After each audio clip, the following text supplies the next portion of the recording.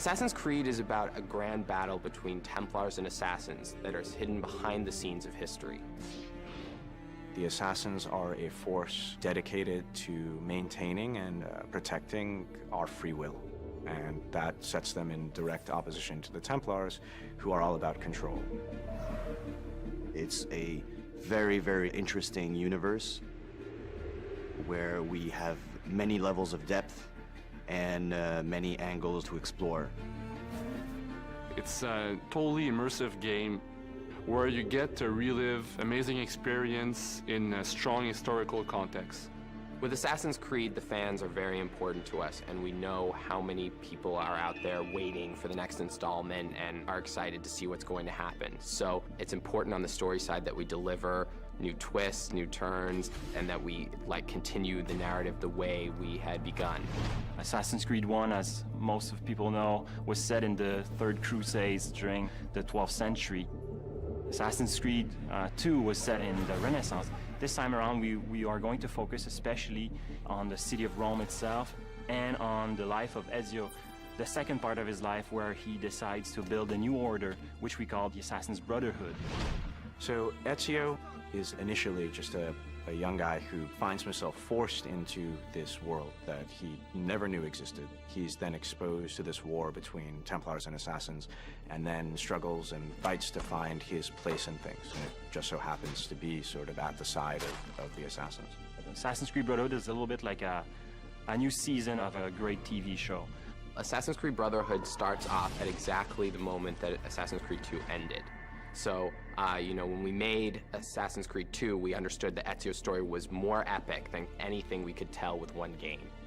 And this time around, what we wanted to give the players is the fantasy of being leader of an assassin order. And it made sense for us to put the player in that position and have that extra responsibility of not only teaching them, but also recruiting them and molding the next generation of assassins. The player will be able to recruit new assassins, train them, and eventually send them on different types of missions.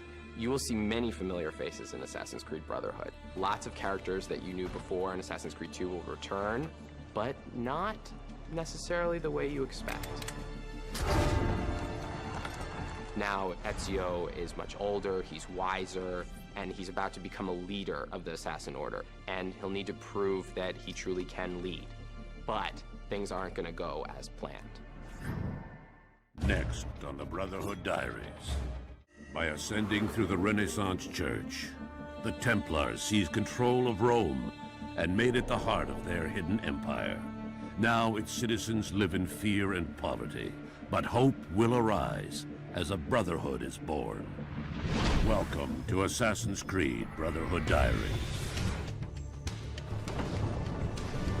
In Assassin's Creed Brotherhood, Ezio's villa is attacked and destroyed by Cesare Borgia. After Ezio's villa is destroyed, he journeys to Rome to rebuild the Assassin's Order and strike at the heart of the Templars. Rome was completely decrepit. People were poor, people were starved, they were scared, they were being bullied all the time. Rome was not the jewel that we know today or even thought it would be at that time. The city of Rome was truly the center of power and corruption at the time.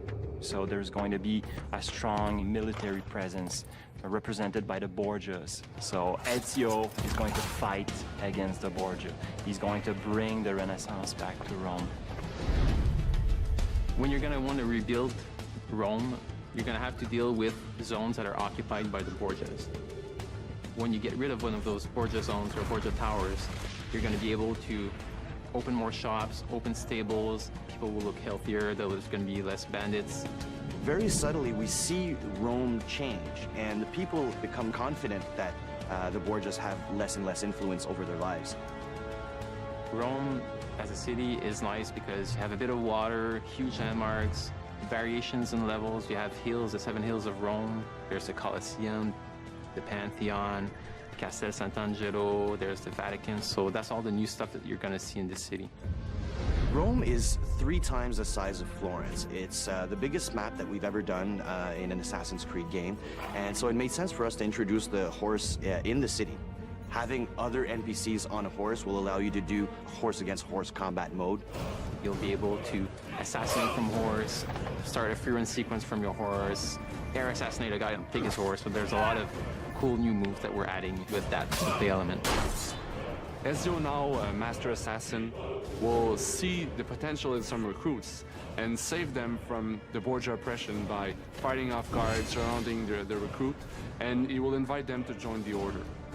The thing is, the player will actually have to train these guys. But through the process of the game and through the missions that you can send them on, you'll be able to upgrade them and make them even stronger. With this, the player will have some pretty kick-ass allies to help them fight the Borgia. But you gotta be careful because they can die. And once they're dead, they're gone forever. As a player, you totally get to customize your own assassin. You can specialize a certain assassin with long range or another one that could help you out in hand-to-hand combat fighting along with you. Like, the coolest thing I ever saw was I was in a big fight. I called my Assassin's Guild. They came in, they took out the guys. Next thing I knew, they threw some smoke bombs, which then allowed me to finish off the guys, and then they ran off. It was brilliant. Once you see them in action, your jaw's gonna drop.